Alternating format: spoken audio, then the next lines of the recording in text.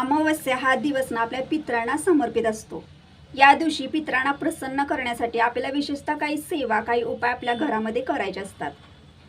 तुम्हाला एक सांगते की तुमच्या आयुष्यामध्ये जर तुम्हाला पुढे जायचं असेल किंवा तुम्हाला तुमच्या हाती घेतलेल्या कामामध्ये जर तुम्हाला यश पाहिजे असेल ना, तर नक्कीच तुम्हाला तुमच्या पितरांची सेवा, पितरांसाठी सेवा, उपाय हे करणं खूप महत्त्वाचं असतं।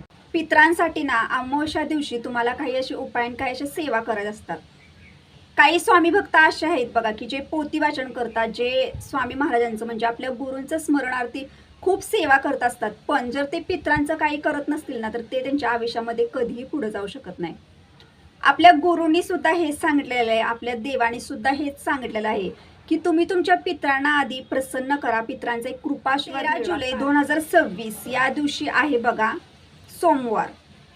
आणि सोमवारी ना संध्याकाळी म्हणजे सायंकाळच्या वेळेला 6:50 अमावस्याला प्रारंभ होते, म्हणजे सुरुवात होत आहे। आता ही अमावस्या ना मंगळवारी 14 जुलै 2026 या दिवशी दुपारी 3:04 समाप्त होत आहे।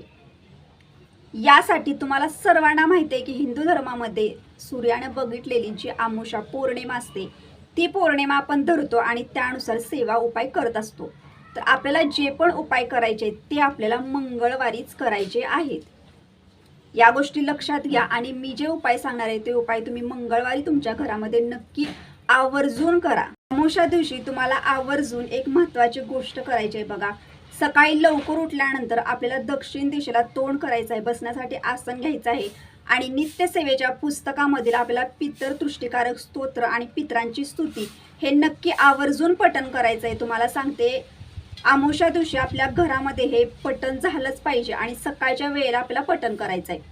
पठण झाल्यानंतर आपल्याला पितरांना प्रार्थना करायची, म्हणजे दक्षिण दिशेला तोंड करून आपल्याला पितरांना प्रार्थना करायची की पितरांना बोलायचं की तुमचा आशीर्वाद कायम आमच्यावरती राहू दे, तुम्हीही सुखी राहा, आम्हालाही सुखी ठेवा, असं पितरांना प्रार्थना करायची। हे आपल्याला आवर्जून अमावस्या दिवशी करायचं। तर आता जे उपाय करायचे आहेत ना, ते उपाय सुद्धा तुम्हाला मंगळवारी म्हणजे त्या दिवशीच करायचा आहे।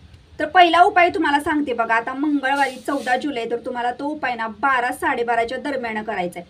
म्हणजे 12च्या पुढं तुम्ही 2-2:30 दरम्यान जरी उपाय घरामध्ये दुपारी केला ना तरी चालेल। बघा आपल्याला हिरण्य दान म्हणजे पितरांसाठी जे करायचं आहे, कारण आपल्या घरामध्ये जो पितृदोष असतो ना, जो आपण पितरांचं काही न केल्यामुळे आपल्याला जो लागत असतो, तर तो आपला दूर व्हावा यासाठी आवर्जून आपल्या घरामध्ये अमावस्या दिवशी तुम्हाला मंगळवारी दुपारी 12:05-10 हा उपाय नक्की आवर्जून करायचा आहे। तर आता 12च्या पुढंच हा उपाय तुम्हाला करायचा आहे बघा। तर हिरण्य दान आपल्याला करायचं आहे।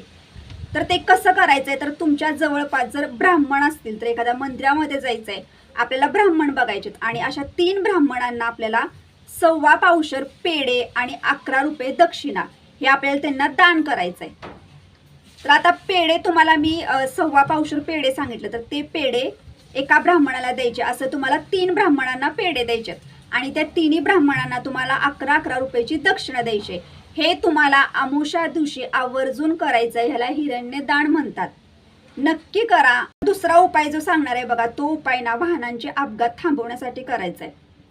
तर आता बघा प्रत्येकाच्या घरामध्ये 4 चाकी वाहनं असतात, 2 चाकी सुद्धा वाहनं असतात बघा, आणि आपल्या घरातली प्रत्येक व्यक्ती जे पण असेल ती वाहनामार्फत म्हणजे जॉब वगैरे करत असते आणि आपल्या मनामध्ये कुठं तर आपल्याला असं भीती वाटते, कारण काही घरामध्ये बघा सतत वाहनांचे अपघात सुद्धा झालेले असतात आणि ह्यामुळे आपण चिंतेत असतो किंवा टेन्शनमध्ये असतो। आपल्या घरामध्ये वाहनांचे अपघात होऊ नये ह्यासाठी सुद्धा बघा अमावस्या दिवशी अतिशय महत्त्वाचा उपाय करायचा आहे। तर जे पण वाहन आहे बघा, त्या वाहनासाठी तुम्ही हा उपाय करणार आहात, तर तुम्हाला काय करायचं, संध्याकाळच्या वेळेला 5-5:30 वाजता सुद्धा तुम्ही हा उपाय घरामध्ये करू शकता, पण अमावस्या ज्या दिवशी आहे त्या दिवशी म्हणजे 14 जुलैलाच आपल्याला उपाय करायचा आहे। ते वाहन आपल्याला स्वच्छ धुवून वगैरे घ्यायचं, त्याची पूजा वगैरे बाहेर करून घ्यायची आणि आपल्या घरामध्ये जो नारळ असतो बघा, जो नारळ पाणी वगैरे आहे का नाही त्या नारळामध्ये बघायचा, सुकलेला नारळ आपल्याला घ्यायचा नाही, पाण्यानं भरलेला नारळ आपल्याला घ्यायचा आहे, अख्खा नारळ घ्यायचा आहे। तो नारळ आपल्याला सोलायचा आहे आणि त्यानंतर तो जो नारळ आहे बघा, तो नारळ आपल्या वाहनावरून आपल्याला गोलाकार 7 वेळा उतरायचा आहे। 7 वेळा उतरून झाल्यानंतर तो नारळ आपल्याला फोडायचा आहे। नारळ फोडल्यानंतर त्याचं जे पाणी वगैरे असतं ते सगळं शिंपडायचं आजूबाजूला। ते जे नारळाचे जे हे असतं बघा, ते नारळ फोडलेला जो नारळ असतो ना, तो नारळ घ्यायचा आणि अशा ठिकाणी नेऊन ठेवायचा, म्हणजे ज्या ठिकाणी पाय वगैरे पडून अशा कोपऱ्यात वगैरे तुम्हाला जवळपास झाडे वगैरे असेल तर त्या ठिकाणी नेऊन तो उतारा केलेला म्हणजे उतरलेला नारळ असतो तो ठेवून द्यायचा, पाय पडू नये कुणाचा किंवा कुणाला त्या ठिकाणी कुणाचा चुकून पाय पडणार नाही याची काळजी घ्यायची, अशा जागे मग आपल्याकडे ठेवायचा आहे.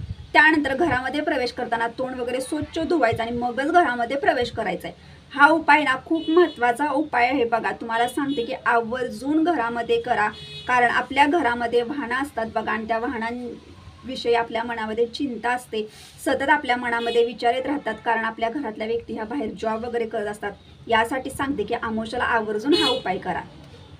आणि बघा आपल्या जवळपास ना पिंपळात जर झाड असेल म्हणजे पिंपळ वृक्ष जर असेल तर तुम्हाला माहिती आहे की अमावस्येच्या वेळेला पिंपळात झाडाच्या इथं आपल्या पित्रांचा वास असतो बघा, आणि आपल्या पित्रांसाठी आपल्याला अमावस्येला काही उपाय करायचे आहेत. तर तुम्हाला आवर्जून ना अमावस्येच्या दिवशी तुम्हाला त्या ठिकाणी जायचं आहे, पिंपळ वृक्षांची पूजा करायची आहे आणि त्या ठिकाणी सुद्धा तुम्हाला एक दिवा प्रज्वलित करायचा आहे बघा आपल्या पित्रांच्या स्मरणार्थी. आणि पिंपळ वृक्षाला सुद्धा 7 संख्येमध्ये तुम्हाला प्रदक्षिणा आवर्जून घालायच्या आहेत.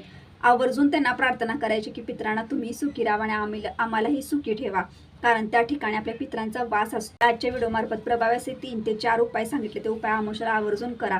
तुम्हाला जर आजचा व्हिडिओ आवडला असेल तर लाईक करा, शेअर करा, नक्की सबस्क्राईब करा. भेटू आता नेक्स्ट व्हिडिओमध्ये. पण सर्व स्वामी सेवेकरांना श्री स्वामी समर्थ.